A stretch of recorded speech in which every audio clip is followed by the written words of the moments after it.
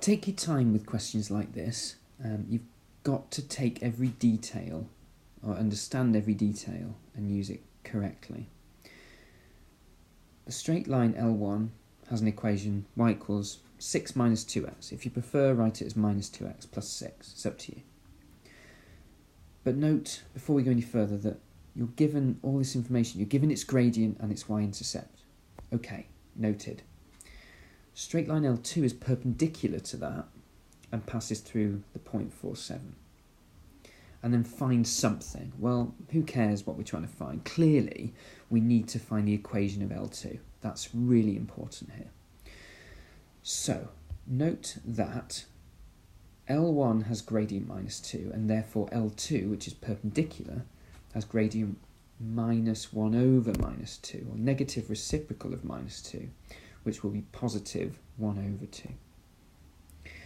Okay, so therefore if we know L2's gradient, then we know the format of its equation.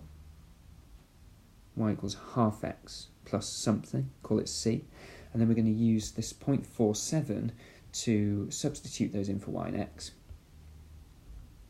to find the value of c. So 7 equals half of 4 plus c, which gives us c as 5, and therefore L2 has equation y equals half x plus 5. Right, now would be a good time to read the rest of the question. So use that answer to find the coordinates of the point where L2 crosses the x-axis.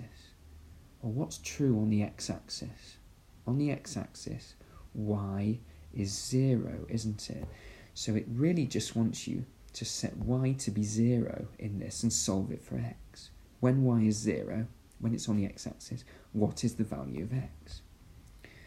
So over here, out the way, let's set y to be 0 and solve it for x. It gives us x is minus 10. And that's it. But do note that it does ask for the coordinates, so we need to give the answer as minus 10, 0. And that's it. That's all there is to it.